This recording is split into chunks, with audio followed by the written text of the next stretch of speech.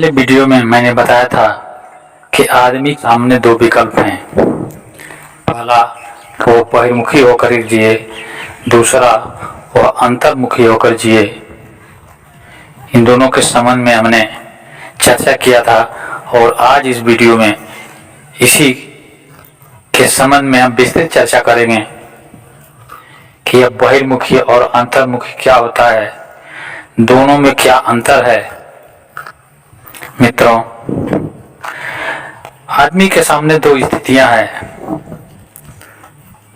या तो वह बहिर्मुखी होकर के सांसारिक होकर के जिंदगी जिए, और जो आदमी बहिर्मुखी होकर जीता है वह संसार की तरफ होता है, उसके ऊर्जा का फैलाव संसार की तरफ होता है, उसकी हर सोच सांसारिकता से होती है और हर व्यवहार वह सांसारिक तरीके से करता है।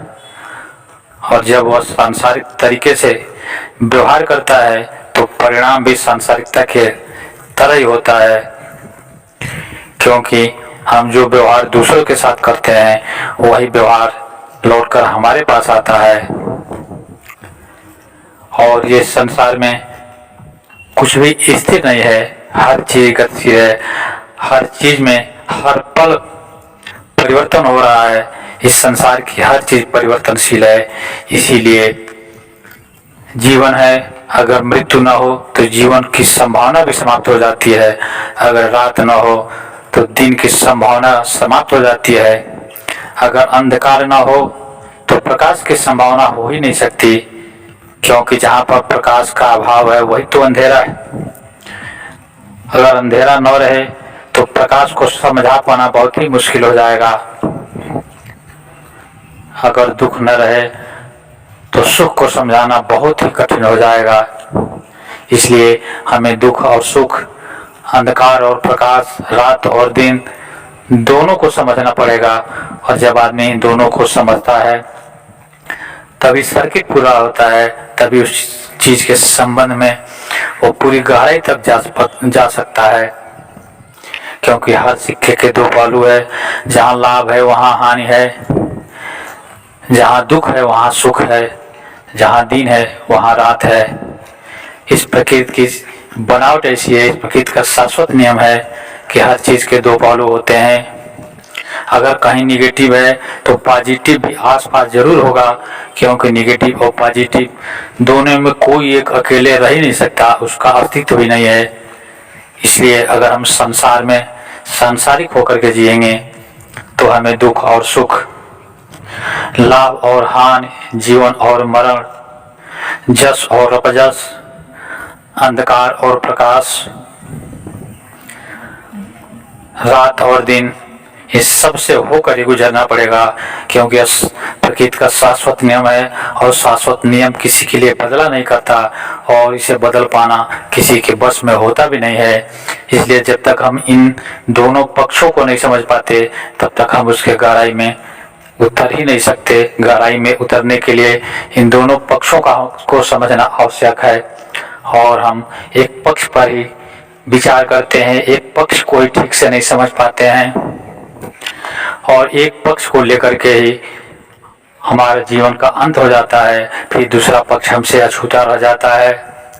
अगर हम दोनों पक्षों पर विचार करें, अगर हम अपने जीवन को जागरूक होकर के देखें, अगर हम अपने आसपास घटने वाली हर घटना को पूरी सजगता के साथ देखें तो हमें दोनों पक्ष दिखाई देंगे, और तब हम उसके गहराई में उतरेंगे। और गहराई में उतरने के बाद हमें दुख सुख, लाभ हानि, जीवन मरण, अंधकार प्रकाश का अनुभव तो जरूर होगा, लेकिन हमें तकलीफ नहीं होगी, हमारे लिए कोई कठिनाई नहीं हो पाएगी। तब हम समझ पाते हैं कि दोनों चीजें होनी ही होनी है। लेकिन हम अक्सर एक ही पक्ष को जानने से वंचित रह जाते हैं, एक ही पक्ष में अपना जीवन गुजार देते हैं, क्योंकि आज का हर आदमी अर्ध बेहोशी की हालत में अपना जीवन बिताता है। इसलिए उसे पता ही नहीं चलता कि वो क्या कर रहा है, किस दिशा में जा रहा है, और जिस रास्ते पर चल रहा है वह रास्ता कहाँ जाकर समाप्त होता है। उससे क्या मिलने वाला है और क्या कुछ खोने वाला है, यह जान पाना कठिन लगता है।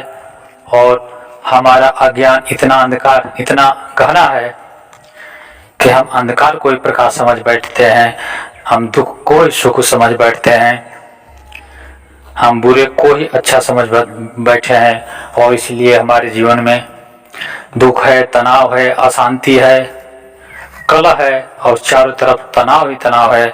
अगर हम जीवन में घटने वाली हर घटना को पूरी सजगता पूर्वक देखें और उसके दोनों पक्षों पर विचार करें, दोनों पक्षों की गहराई तक उतरने का प्रयास करें, तो हमारे जीवन में आनंद के फूल खिलेंगे।